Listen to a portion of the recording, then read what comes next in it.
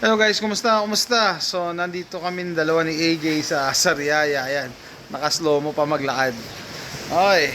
So, dumating kami dito gabi na, mga past 8. Past 8. So, ano, bagong tuli. Kaya, sabi ko, mag-beach tayo. Actually, last week pa siya nagpatuli. So, yun, dumating kami dito kagabi. Nag-commute lang kami bus from Manila. Tapos may inasikaso ko sa Lucena City Hall. Tapos bus from SM City papunta dito sa Sariaya, sa Lutukan. Tapos from Lutukan is yung intersection, yung kanto. Tapos nag-tricycle kami kasi wala na daw jeep pag alas 8.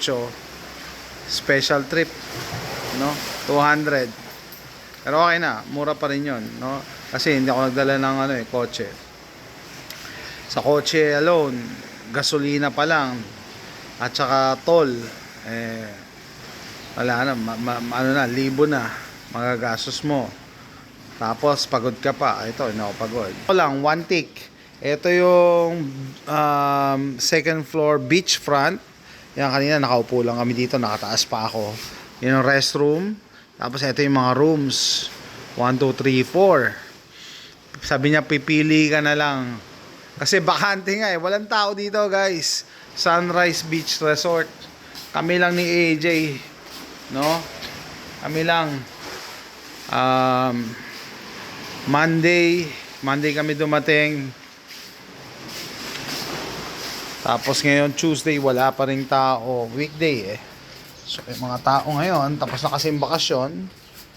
Nasa school, nasa work. Yan, ito yung nila. So kanina umaga aga ako gumising, alas 5. Tapos ginising ko pa yung caretaker kasi nilalak yung gate. May gate dyan, AJ. So safe naman kasi nakalock dyan, tapos nakalock din doon. Ito pinapaupahan nila to. So inoffer niya sa akin to, sabi niya ano daw to, 2.5 may AC, maluwag. Sabi ko tsaka to ganoon din, may AC, maluwag. Sabi ko, dalawa lang kami na anak ko Kaya sabi niya, doon na lang sa taas. Sabi ko, sige, taas na lang. Ito yung mga tables and chairs nila. Pwede ka kumain. Canoe. May generator pa sila, rinse area. Italy, Rio de Janeiro, Tokyo, New York, shower, sink.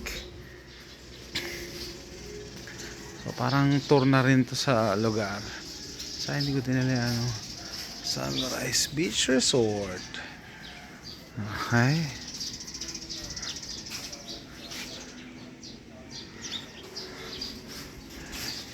Ito pinaparent din ata to malaki. Ito yung entrance, basketball court. Dito yung parking nila. Tapos yun, may gate din. Hello. Tapos may kubo. Yan. Tapos may shower din dito. Yan, puro shower, yan. Rooms. Yan, bakante lahat. Maski sa mga katabing daw, kami lang ang dito Welcome to our lake house. Kami lang ang customer sa buong area. Paano ko nalaman? Kanina habang nagsiswimming kami alas 6 ng umaga, may lumapit sa amin na bangkero. Gusto daw namin mag-tour sa corals. 150 lang ang isa. Sabi ko, sige, pagka 150 lang pala jojoin kami. Sabi ko, pag may mga sa'yo, jojoin na lang kami. Wala daw ibang tao dito kami lang okay. So, tinatanong ko si AJ, pinag-iisipan ko pa kasi kaya ko naman magbayad 10 tao, no? Kung worth it. Alam ko, nagpunta na kami dati doon okay naman kasama. Ito kasi si AJ, hindi ko alam kung mag-e-enjoy takot sa tubig AJ, come on. Bakit dala mo yung glasses mo? It's still rolling. Okay, leave your... You gotta leave your stuff here. Okay, here. Yan. Sabi ko safe naman kasi nilalak nila to sa gabi. Hindi katulad ng mga ibang beaches, magkakatabi, open, no? Yan, sunrise. Doon kami sa taas kanina.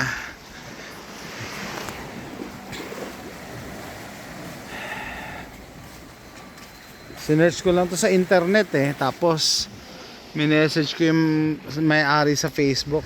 Okay, let's go in the water so that my viewers will see how deep it is. Come on, slippers, leave your slippers.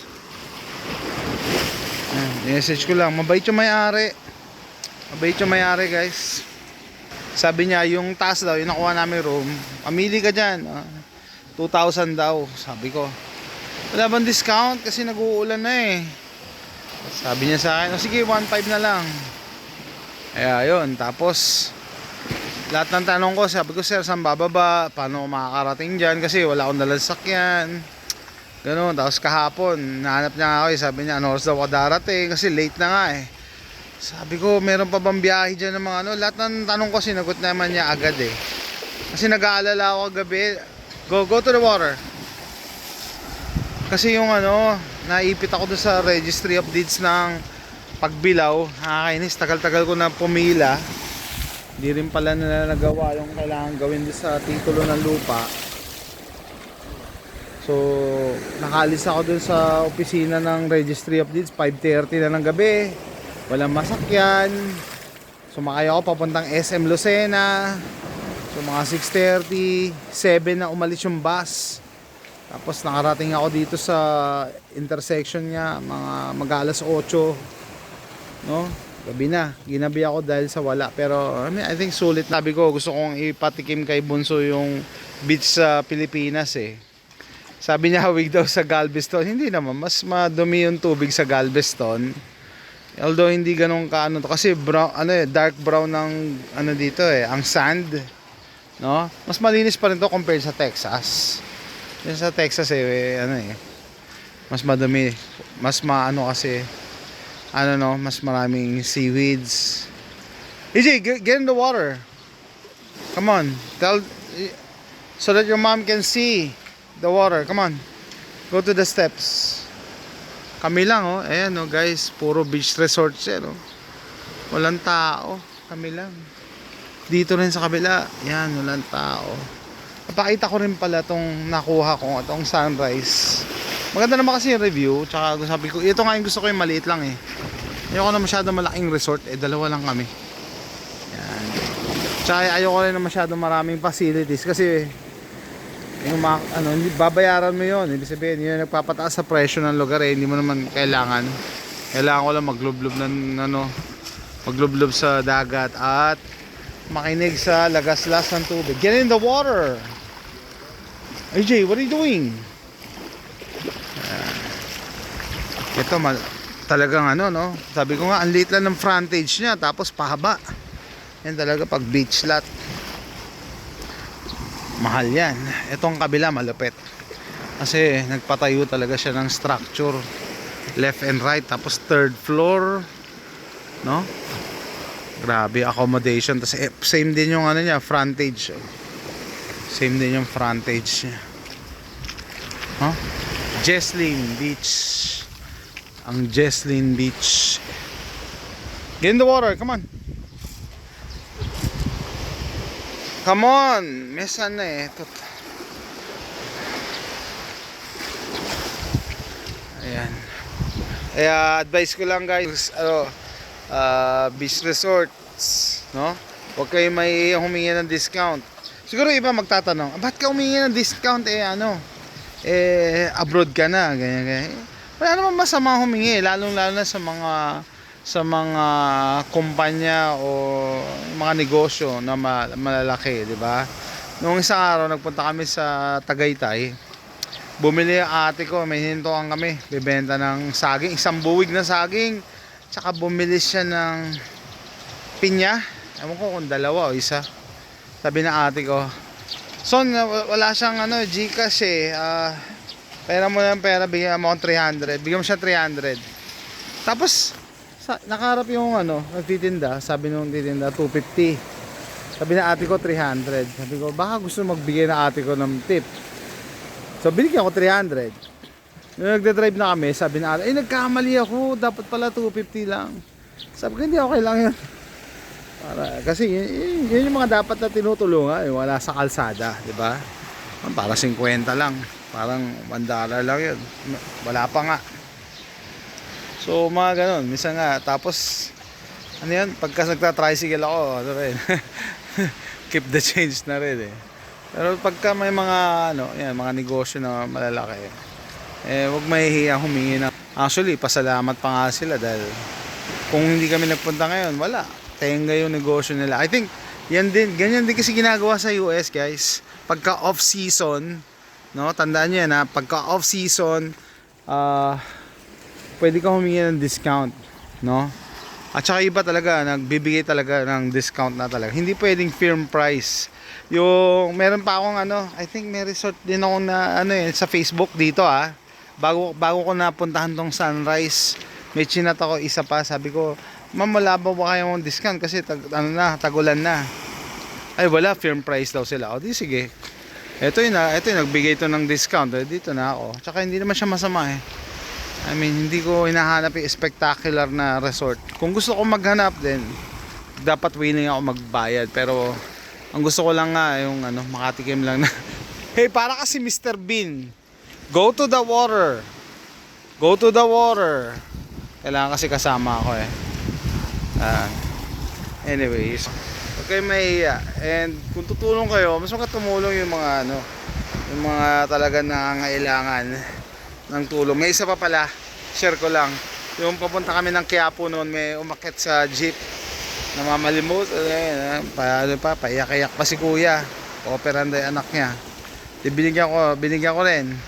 Sabi naman ng isang katabi ko, estudyante, ay kasi dati may ganyan din, kulang daw ng pamasahe, ganyan. Tapos after 1 month, andun pa rin, ganun, yun pa rin ang kwento. Ang sa akin, wala kang choice Kung talagang tutulong ka, hindi mo talaga masasala. Hindi mo masasala yung mga humingi ng tulong Alam mo magkano ba ibibigay mo? 20, 50, 100, tapos i-background check mo pa kung talagang gagamitin niya. Wala na Sila na, konsensya na nila yun kung nanloko sila ng tao.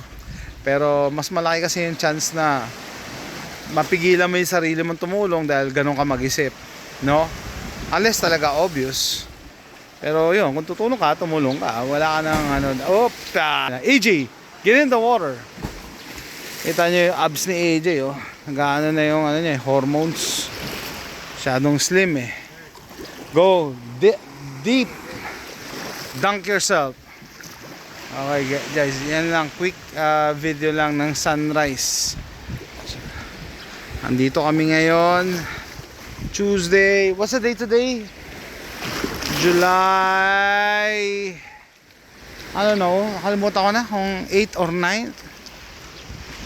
Nakalimutan ko na. Pero tinuli si AJ last week, Wednesday. So mag-1 week siya bukas. Kaya sabi ko okay na siya mag-beach. Sakto-sakto. Tsaka, the reason kung ba't pala kami nag-beach, eto. Yan, papakita ko yung lugar, May forecast kasi na Wednesday hanggang next week maulan na buong 10 days. Sabi ko baka hindi na kami makasilip ng ganitong window na walang ulan, tas konti lang yung araw actually. Ayan guys, maliligo na ako. Quick tour lang, tsaka may mga commentaries tayo. Ito yung lugar nila. Sa safe daw dahil sabi niya marami daw silang CCTV camera. Okay. Pero gusto ko yung nakalak yung likod tsaka harap. Tapos eto kanina, gusto ko akyatin kanina to kasi natutulog pa yung caretaker, hindi niya nakalak. Sabi ko akyatin natin, nung nahawakan ko, ay nako, PVC pipe lang pala to. Pagka inakyat mo to, malaki chance na masira mo yan. So, okay din pala. Maganda rin na PVC pipe para alam mo pag pinapasok kayo, mag-iingay yan pag nabasag. Go down. Oh yan guys, dark brown kasi yung buhangin pero pag sa sa semento Yan ang tubig. Okay naman. It's not the best, pero for the price na 1.5, walang entrance fee yun ha. Walang entrance fee. Room lang talaga binayaran namin. No, tapos yun pa, mabait pa yung maaari. Tsaka yung caretaker. Tapos, ayan, medyo nagpag-guide pa ako paano makarating dito eh. Yan po ang Sunrise Beach Resort. Okay, so doon sa magtatanong, no, nag-commute lang kami, dadagdag ko. Wala kaming kotse, wala kaming pagkain. So nag-take out ako kahapon ng burger sa Jollibee. Yun ang kinain namin kagabi. Burger tsaka mineral water sa 7-Eleven sa kanto. Tapos ngayon nag-breakfast kami, meron kaming tinapay din na to go na nakabalot. So gagawin namin ngayon lunch, maglalakad kami sa labasan. 6 minutes lang naman yung lakad. 6 minutes. Doon kami kakain. Tapos mag-take out na din ako ng pang dinner para hindi na kami lalabas mamaya. So that's how you get around na kahit hindi ka nagdadala ng sakyan. Oh, mas malaki mas convenient, para hindi convenient, mas matipid. Convenient na rin sa akin kasi ayoko mag-drive eh. Ayoko mag-drive sa Pilipinas. No? Ilang araw na lang eh.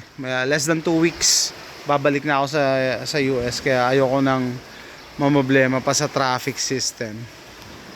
No? Tsaka NCAP, tsaka mga nanguhuli na MMDA, tsaka mga kamote riders, tsaka mga jeep drivers. Ayoko na mamblema eh. 2 weeks na lang eh. Ayan. So you can get around na nagko-commute lang, bus, jeep, tricycle lang, makakapag-outing ka.